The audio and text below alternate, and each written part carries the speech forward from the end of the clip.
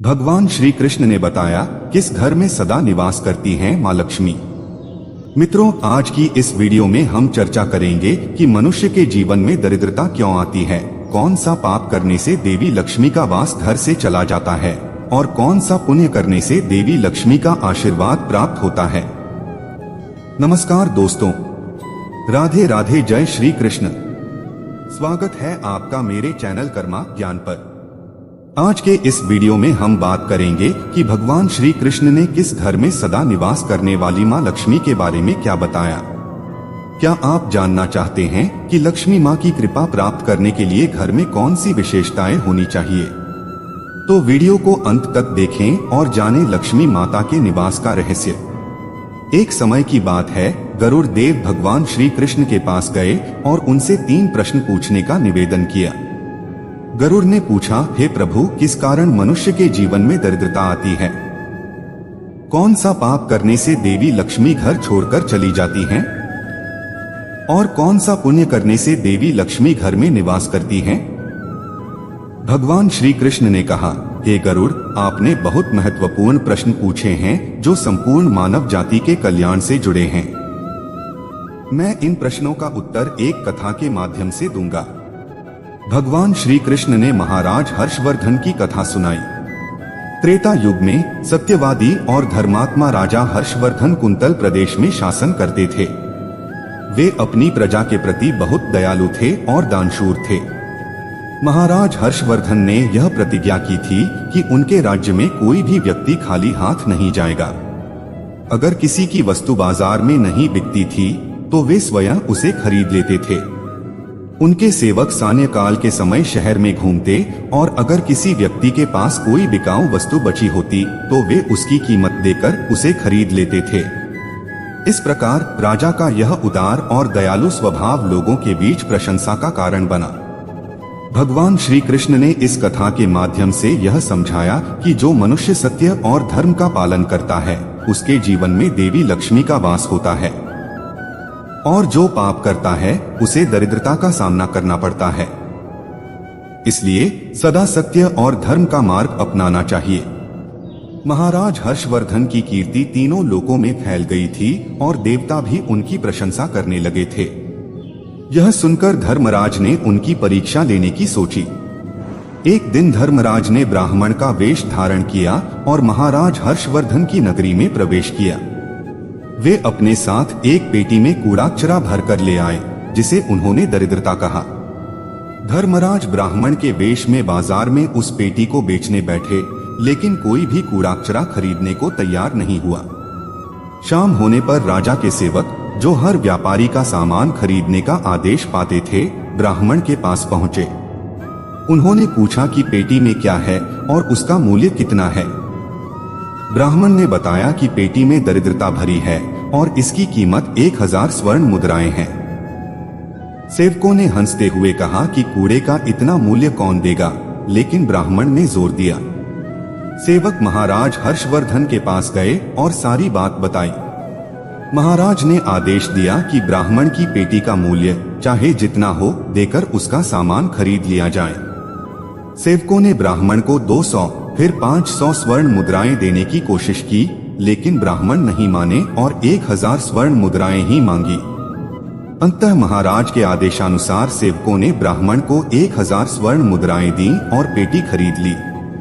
ब्राह्मण मुद्राएं लेकर चला गया और सेवक दरिद्रता से भरी पेटी को राजमहल ले आए।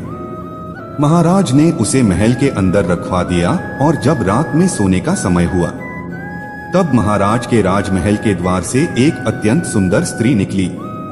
उस स्त्री के 4 हाथ थे और हाथों में कमल पुष्प थे। उसने नाना प्रकार के आभूषण धारण किए हुए थे। महाराज महल के बाहर बैठे हुए थे। जब महाराज ने उस अत्यंत सुंदर स्त्री को देखा तो वे आश्चर्यचकित हो गए और उन्होंने उससे पूछा, हे देवी, आप कौन हैं? इस रात्रि के समय में आप यहाँ क्या कर रही हैं? आप कहां से आ रही हैं और कहां जा रही हैं? महाराज की बात सुनकर वह स्त्री बोली, हे राजन, मैं तुम्हारे राज्य की लक्ष्मी हूँ। आप सत्यवादी और धर्मात्मा हैं, इसी कारण से मैं आपके राजमहल में निवास करती हूँ। किंतु आज आपके राजमहल में दरिद्रता आ गई है और जहां दरिद्रता रहती है वहां लक्ष्मी निवास नहीं करती। आज आपके महल में दरिद्रता से भरी पेटी आई है, इसीलिए अब मैं यहाँ से जा रही हूँ। तब महाराज हर्षवर्धन ने हाथ जोड़कर प्रणाम किया और देवी लक्ष्मी से कहा, हे महालक्ष्मी, आपकी जैसी इच्छा। मैं अपने वचन और प्रतिज्ञा से बंधा हुआ हूँ। मैं अपना वचन नहीं तोड़ सकता, इस कारण से मैं उस दरिद्रता से भरी पेटी को लेने से मना नहीं कर सकता था। कृपया आप मुझे क्षमा करें। तब देवी लक्ष्मी महाराज के राजमहल का त्याग करके चली जाती हैं। थोड़ी देर बाद राजा ने एक बहुत ही सुंदर युवा पुरुष को राजमहल के दरवाजे से निकलते देखा। महाराज ने उससे पूछा, हे देव, आप कौन हैं? यहाँ पर कैसे आए और आप कहाँ जा रहे हैं? उस सुंदर पुरुष ने कहा, हे राजन, मेरा नाम दान है। आप सत्यवादी और धर्मात्मा हैं, सदैव धर्म का पालन करते हैं, इसी कारण से मैं आपके राजमहल में निवास करता था। किंतु अब देवी लक्ष्मी आपके राजमहल को त्याग कर चली गई हैं। लक्ष्मी के बिना आप दान कैसे करेंगे? इसलिए मैं भी अब आपको छोड़कर जा रहा हूँ। तब महाराज हर्षवर्धन बोले, हे देव, ठीक है, जैसी आपकी इच्छा, आप भी जा सकते हैं। किंतु मैं अपने वचन को तोड़ नहीं सकता। फिर वह दान भी महाराज को छोड़कर चला जाता है। उसके बाद एक और सुंदर पुरुष राजमहल से निकलता हुआ दिखाई पड़ा। महाराज ने उससे पूछा, हे देव, आप कौन हैं और कहाँ जा रहे हैं? तब उस पुरुष ने कहा, हे राजन, मैं यज्ञ हूँ। आप सत्यवादी और धर्मात्मा हैं। आप सदैव दान और धर्म करते थे, इसी कारण से मैं आपके राज्य में निवास करता था। किंतु अब लक्ष्मी और दान आपका घर छोड़कर चले गए हैं, तो मैं भी जा रहा हूँ, क्योंकि लक्ष्मी के बिना यज्ञ नहीं किया जा सकता और दान के बिना यज्ञ संपन्न नहीं हो सकता। इसलिए मैं भी आपका त्याग करके जा रहा हूँ। महाराज हर्षवर्धन ने कहा, हे देव, ठीक है, जैसी आपकी इच्छा, आप भी जा सकते हैं, किंतु मैं अपने वचन का त्याग नहीं करूँगा। फिर वह यज्ञ भी राजमहल को छोड़कर चला गया। कुछ समय बाद एक अत्यंत सुंदर पुरुष राजमहल से जाता हुआ दिखाई दिया। राजा ने उसे पूछा, हे महाशय, आप कौन हैं और राजमहल छोड़कर क्यों जा रहे हैं? उस पुरुष ने उत्तर दिया, हे राजन, मैं यश हूँ। आपके पुण्य के कारण मैं आपके घर में निवास कर रहा था, किंतु अब आपके यहाँ से लक्ष्मी, दान, यज्ञ आदि सब चले गए हैं।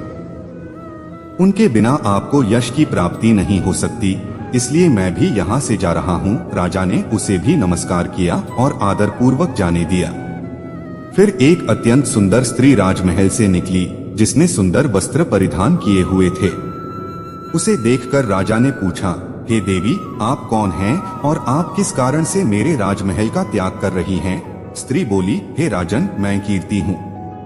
लक्ष्मी, दान, यज्ञ और यश ने भी आपका साथ छोड़ दिया है, तो उनके बिना मैं भी आपके राजमहल में नहीं ठहर सकती, इसलिए मैं भी जा रही हूँ। राजा ने उसे भी जाने दिया।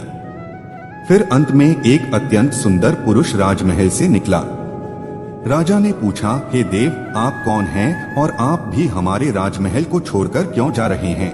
उस पुरुष ने कहा, हे राजन, मैं सत्य हूँ। आप एक सत्यवादी धर्मात्मा राजा हैं, इसीलिए मैं आपके यहाँ निवास करता था। किंतु अब आपके यहाँ से लक्ष्मी, दान, यज्ञ, यश, कीर्ति आदि सभी चले गए हैं, इसलिए मैं भी यहाँ से जा रहा हूँ। महाराज हर्षवर्धन ने कहा, हे सत्य, आप भी मेरा त्याग कर रहे हैं, किंतु मैंने तो आपका कभी त्याग ही नहीं किया। आपका त्याग न करने के कारण ही सभी मुझे छोड़कर जा रहे हैं, इसीलिए आप मुझे छोड़कर कैसे जा सकते हैं? मैंने अपने सत्य वचन का पालन करने के लिए ही दरिद्रता को अपने घर में रखा था। मैंने संसार के कल्याण के लिए यह वचन दिया था कि मेरे राज्य से कोई भी खाली हाथ नहीं जाएगा। जो भी मेरे राज्य में कोई वस्तु बेचने आएगा, यदि उसकी वस्तु कोई नहीं खरीदेगा तो उसे मैं खरीद लूंगा। इसीलिए मैंने अपने सत्य वचन का पालन करने के लिए उस ब्राह्मण को 1000 स्वर्ण मुद्राएं देकर दरिद्रता खरीद ली थी। उसी दरिद्रता की पेटी के कारण देवी लक्ष्मी ने मुझसे कहा कि वे उस स्थान पर निवास नहीं करती जहां दरिद्रता रहता है, और देवी लक्ष्मी के जाते ही यज्ञ, दान, यश, कीर्ति सब मुझे छोड़कर चले गए हैं। मेरे सत्य वचन का पालन करने के लिए ही मैंने उन सभी को जाने दिया, और अब आप भी मुझे छोड़कर जा रहे हैं।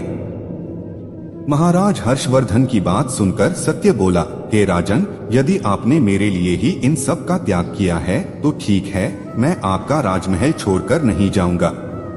आप सचमुच बड़े पुण्यात्मा और सत्यवादी हैं, इसलिए अब से मैं आपके राजमहल में ही निवास करूंगा। ऐसा कहकर सत्य राजमहल में लौट गया। थोड़ी देर बाद कीर्ति भी लौटकर आ गई।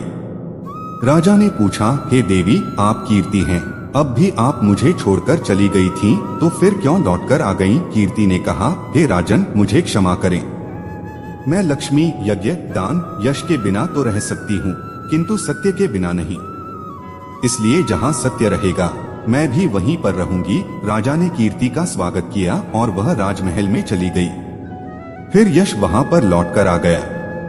राजा ने उससे पूछा, हे महाशय, आप तो यश हैं, आप मुझे छोड़कर चले गए थे, फिर लौटकर क्यों आ गए? यश ने कहा, हे राजन, कोई राजा कितना भी बड़ा धनवान हो, दानशील हो, किंतु सत्य के बिना उसे यश प्राप्त नहीं हो सकता। इसीलिए जहाँ पर सत्य विराजमान रहता है मैं भी वहीं पर रहता हूँ। सत्य के बिना मैं नहीं रह सकता। ऐसा कहकर यश ने राजमहल में प्रवेश किया। कुछ क्षण बाद यज्ञ भी लौटकर आ गया। राजा ने उससे पूछा, हे महाशय, आप क्यों लौटकर आ गए? यज्ञ ने कहा, हे राजन, चाहे कोई कितना भी लक्ष्मीपति और दानशील ना हो, किंतु बिना सत्य के यज्ञ शोभा नहीं देता है। आप में सत्य विराजमान है, इसलिए मैं भी आपके पास ही रहूंगा। इतना कहकर यज्ञ भी राजमहल में वापस लौट गया। फिर दान भी वापस आ गया। राजा ने उससे पूछा, हे महाशय, आप भी मुझे छोड़कर गए थे, फिर लौटकर किस कारण से आ गए? दान ने कहा, हे राजन, मैं दान हूँ। कुछ समय पहले मैं आपको छोड़कर गया था, किंतु आप में सत्य विराजमान है, और जहाँ सत्य रहता है मैं भी वहीं रहता हूँ। कोई मनुष्य कितना ही धनवान क्यों ना हो, किंतु बिना सत्य के वह दान नहीं कर सकता। दान का महत्व सत्य से ही होता है, इसलिए मैं भी लौटकर आ गया। राजा ने कहा, ठीक है, आपका भी स्वागत है, और फिर दान भी राजमहल में चला गया। इसके बाद साक्षात देवी लक्ष्मी लौटकर आ गईं। राजा ने पूछा, हे माँ लक्ष्मी, आप वापस क्यों आ गई? आप तो मुझे छोड़कर चली गई थीं। देवी लक्ष्मी ने कहा, हे राजन, यह आपके सत्य की परीक्षा थी। आपके यहाँ पर यश, दान, यज्ञ और सत्य सभी निवास करते हैं, और लक्ष्मी के बिना सभी विफल हो जाएंगे। इसलिए मैं आपके सत्य धर्म की रक्षा करने हेतु लौटकर आ गई हूँ। राजा ने कहा, हे माँ लक्ष्मी, मेरे यहाँ पर तो दरिद्रता से भरी हुई पेटी है। जहाँ दरिद्रता रहता है वहाँ पर आप कैसे निवास कर सकती हैं? देवी लक्ष्मी ने कहा, हे राजन, मेरी कृपा से वह दरिद्रता से भरी पेटी भी सुवर्ण और रत्नों से भर जाएगी। इतना कहकर माँ लक्ष्मी भी राजमहल में प्रवेश करती हैं। माँ लक्ष्मी के प्रवेश करते ही वह पेटी में भरा पड़ा कूड़ाकचरा रत्न और सुवर्ण के आभूषण में बदल गया। इसके कुछ समय के पश्चात स्वयं धर्मराज ब्राह्मण के रूप में राजमहल में आ गए। राजा ने उनसे पूछा, हे ब्राह्मण, आप कौन हैं? आपने तो मेरा त्याग नहीं किया था, फिर आप यहाँ पर कैसे आ गए? उस ब्राह्मण ने कहा, हे राजन, मैं साक्षात धर्म हूँ। मैं ही ब्राह्मण का रूप धारण करके आया था, और मैंने ही 1000 स्वर्ण मुद्राओं के बदले तुम्हें दरिद्रता दी थी, किंतु तुमने अपने सत्य के बल से मुझे जीत लिया है। इसलिए अब मैं तुम्हें वरदान देने के लिए आया हूँ। बताओ, मैं तुम्हें कौन सा वर प्रदान करूं? इतना कहकर धर्मराज ने अपना मूल स्वरूप धारण किया। राजा हर्षवर्धन ने कहा, हे धर्मराज, आपके दर्शन करके मैं धन्य हुआ। कृपया आप अपनी कृपा सदैव मुझ पर बनाए रखें। मुझे और कुछ नहीं चाहिए। धर्मराज ने राजा को आशीर्वाद दिया और उस स्थान से अंतर्ध्यान हो गए। भगवान श्री कृष्ण कहते हैं, हे गरुड़ देव, इस प्रकार से अपने सत्य धर्म के कारण ही महाराज ने सभी पर विजय प्राप्त की थी। इसलिए मनुष्य को कभी भी सत्य का अनादर नहीं करना चाहिए, हमेशा सत्य का पालन करना चाहिए। जो सत्य की राह पर चलता है उसके पास लक्ष्मी, दान, यज्ञ, यश, कीर्ति सदैव निवास करते हैं। तो दोस्तों, इस प्रकार से भगवान श्री कृष्ण ने गरुड़ देव जी को अत्यंत महत्वपूर्ण ज्ञान दिया है। अगर आपको हमारे वीडियो में दी गई जानकारी उपयोगी लगी हो तो कृपया वीडियो को लाइक और शेयर करें। हमारे चैनल कर्मा ज्ञान को सब्सक्राइब करना न भूलें ताकि आप भविष्य में भी ऐसे ही धार्मिक और ज्ञानवर्धक वीडियो देख सकें। टिप्पणियों में हमें बताएं कि इस विषय पर आपकी क्या राय है। धन्यवाद।